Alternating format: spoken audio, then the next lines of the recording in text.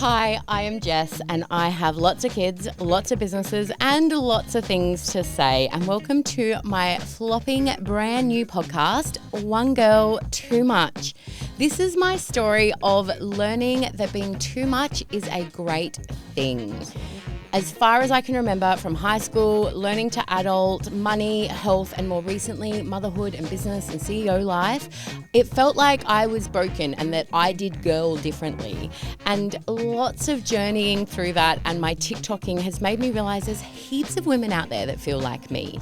And so One Girl Too Much is about sharing the lessons on how I learned to girl differently and learning to become too much. So I'm going to invite different people to share their girl lessons. I'm going to share my girl lessons and I want to hear your girl lessons. So if you have them, email me at hello@onegirltoomuch.com.au. But for now, I am joined by the one and only beautiful Alex. Hey, Alex. Hello, how are you? How are you feeling? I'm feeling a bit nervy. Oh, This no. is harder than it looks. No, I never no. thought talking would make me nervy, but here we are. You are very quiet. Yeah, I mean, I'm On just a a good delicate day. little wallflower over here. But tell everyone a little bit about your sitch and how you ended up in a podcast studio with me. Well, a month ago, I wasn't even in the same state as you. No. So 2 months now, I emailed you begging for a job as I've just entered my first year of parenting. And it all worked out. So here I am a month later living in Queensland from Melbourne. We have very similar lives, but also couldn't be more different at the same time. It's so bizarre. It's weird. Like we have the same subway order. We married husbands from the same country. Our youngest, my youngest, your only are the same age. Yep. We think like it's weird how our brains are connected. But you're colourful, I'm beige. You're literally sitting here in brown pantsuit and quiet and introverted. Yeah, and I love your dress. Yeah. Well. Yeah. We couldn't be more similar but more opposite. But I am just excited to be on this ride with you. Amazing. And I'm so grateful for you sitting here so that I don't feel like I'm talking to myself and not letting me ramble like a crazy person. Done. But Alex has joined my staff and is just an incredible woman. So as someone who works with me and is getting to know me and previously was a TikToker, the first episode is in your hands. Here we go. What do people want to know about me? Well, let's clear something up. What do you actually do for work?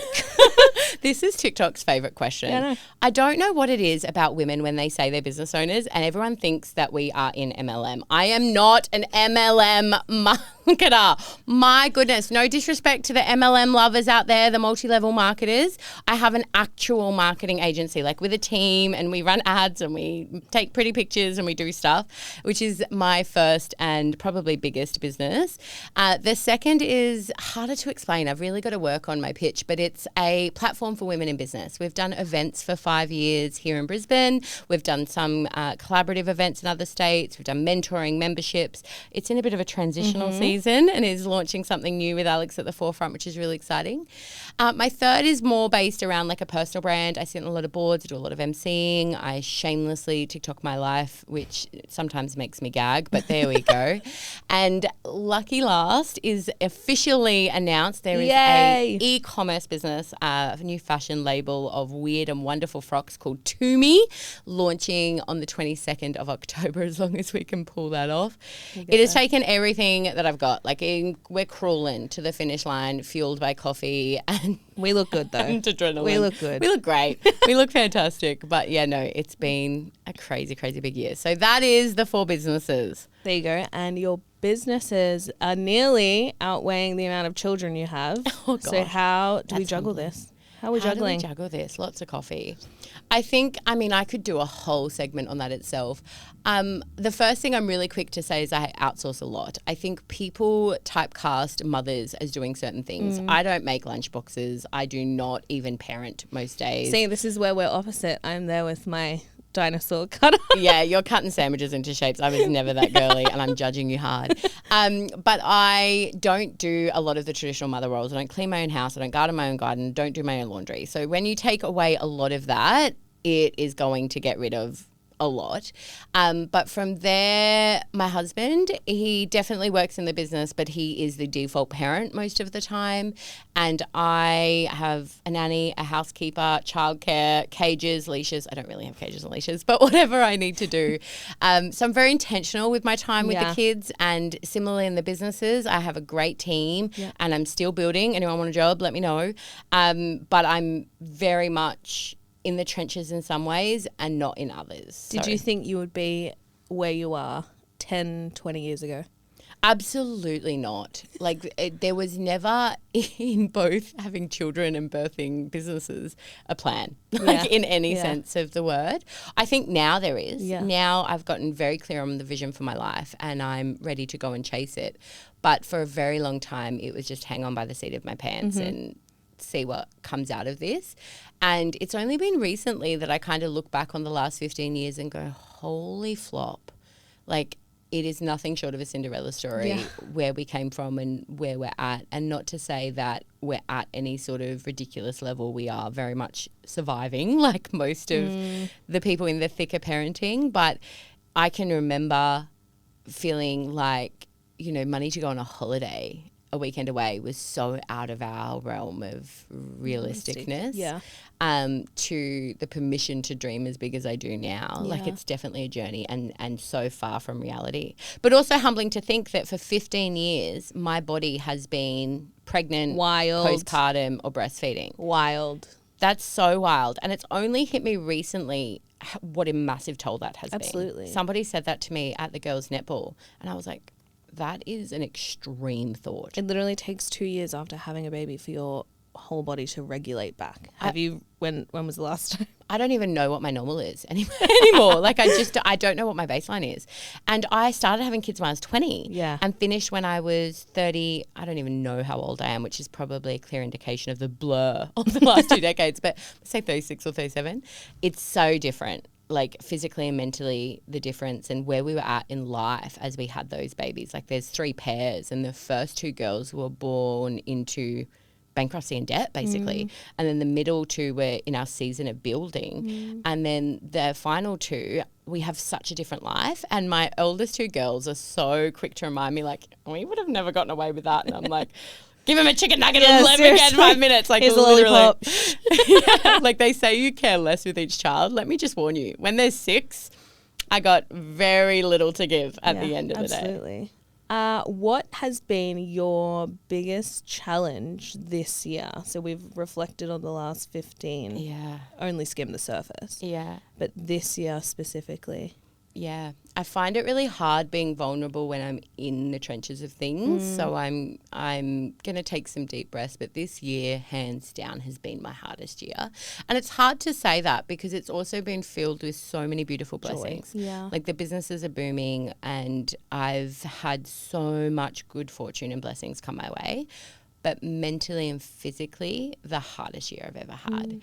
And I think that when you start anything in whether it's motherhood or entrepreneurship, you have this subconscious box, like it'll be better when I've got staff or when I make the million or whatever it is. And just the realization has hit me this year that the hard isn't going to end and the constant isn't going to end. And I've always found postpartum easy.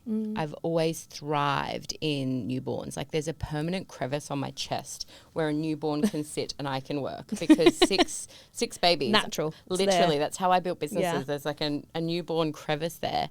But having kids in such different seasons, I've got 2 teenagers who play high-level sport and I am so intentional about journeying with them in faith and life and school. I've got the middle 2 that are like, they're too old to be cute, but too young to... Weird phase. Yeah. Talk about business and boys. I'm like, what do I do with you? You're boring and hard. And then I've got my babies and they all need me in very different ways. And the businesses need me in very different ways. And there's literally, for the first time, I'm overwhelmed. And I'm sad. And I'm annoyed at myself for things that I haven't done and I wanted to do and the way I've handled certain situations. I'm disheartened in the human race at the moment. Like the world is heavy. I'm spent a lot of this year in a really dark place, if I'm being honest.